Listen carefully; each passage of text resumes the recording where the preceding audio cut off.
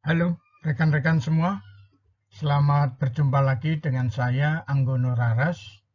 Video kali ini temanya adalah menghitung kursi legislatif. Hal ini perlu diketahui bagi tim ses atau tim sukses dan para caleg yang akan mengikuti kontestasi pileg dan pilpres pada pemilu 2024.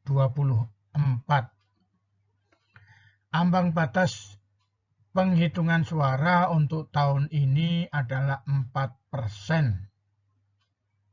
Sistem yang digunakan untuk menghitung perolehan jumlah kursi adalah metode Senlak murni. Selamat menyaksikan. Menghitung kursi DPR atau DPRD pada pemilu 2024, Komisi Pemilihan Umum atau KPU menerapkan teknik Senlak murni untuk penentuan kursi partai. Teknik ini dipopulerkan dan diperkenalkan oleh seorang ahli matematika asal Prancis bernama André Senlak pada tahun 1910. Metode Senlak murni penghitungan suara yang menggunakan angka pembagi untuk mengalokasikan kursi yang diperoleh setiap partai politik dalam sebuah dapil atau daerah pemilihan. Angka yang digunakan untuk pembagi adalah angka ganjil, mulai dari 1, 3, 5, 7, dan seterusnya.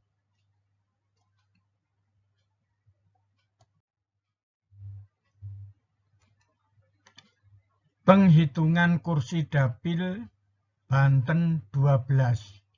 Rekan-rekan semua, saya memberikan contoh dapil yang jumlah kursi yang tersedia ada 4. Ya, kebetulan saya memperoleh data di dapil Banten 12 itu ada 4, sehingga dapil Banten ini saya berikan contoh. Hanya di sini contohnya tidak ke ini ya, nama partai, tapi saya beri partai A, partai B, dan partai C. Sedangkan jumlah suara yang masuk dan sah di KPU daerah itu ada 10.000 suara, 5.000 suara, dan 1.000 suara untuk A, B, dan C. Mari kita coba menghitung kursi mana saja yang akan diperebutkan oleh para peserta pileg ini, siapa yang akan memperoleh, partai mana yang akan memperoleh kursi-kursi tersebut. Dengan menggunakan metode Senlak tadi, maka perhitungannya seperti berikut ini. Mari kita lihat untuk putaran pertama perebutan kursi yang pertama atau K1.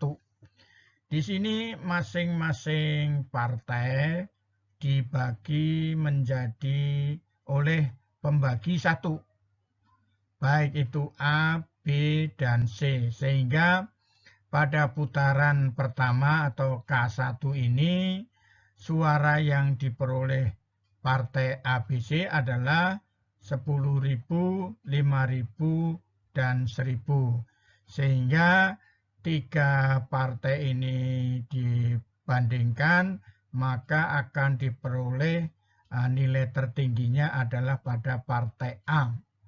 Maka yang akan memperoleh kursi adalah di putaran pertama ini adalah partai A. Selanjutnya pada putaran kedua atau K2 untuk A itu 10.000 dibagi 3 sehingga hasilnya adalah 3.333 suara. Sementara partai B tadi belum memperoleh kursi, maka dia untuk putaran kedua ini dibagi dengan 1. Begitu pula dengan partai C dibagi juga dengan 1. Sehingga hasilnya putaran kedua ini bila dibandingkan yang paling tinggi adalah partai B, yaitu 5.000. Pada putaran kedua ini yang memperoleh kursi adalah partai B. Kemudian pada putaran ketiga, itu atau K3, jumlah suara A, B, C itu masing-masing dibagi ya. Untuk A dibagi dengan 3. Karena mulai dari 1, 2, 3 tadi, 1 itu adalah 1, putaran keduanya 3, dan putaran ketiganya 5. Jadi 10.000 dibagi 5 adalah 2.000. Kemudian untuk partai B, karena dia baru berhitung di putaran kedua, maka putaran ketiga itu dibagi 5 ya. Dibagi 3 dari 1 ke 3 sehingga nilainya adalah 1.666. Untuk partai C masih dibagi dengan 1 karena belum memperoleh kursi ya. Putaran ketiga ini dihitung hasilnya, yaitu paling tinggi nilainya adalah partai A, yaitu 2.000. Sehingga pada putaran ketiga ini partai A yang memperoleh kursi. Sementara pada putaran yang keempat, maka jumlah suara A 10.000 itu dibagi dengan 7 ya. Dibagi dengan 7, hasilnya 1.428. Sementara untuk putaran keempat partai B 5.000 dibagi 5, hasilnya 1.000. Begitu pula yang C, karena belum memperoleh kursi, dia dibagi dengan 1, yaitu tetap 1.000. Dari sini pada putaran keempat ini hasil suara yang diperoleh dibandingkan paling tinggi adalah partai A. Sehingga partai A ini mendapatkan kursi. Jadi dari hasil akhir perhitungan kursi Dapil Banten 12 ini, partai A memperoleh 3 kursi, partai B memperoleh 1 kursi, dan partai C tidak memperoleh kursi.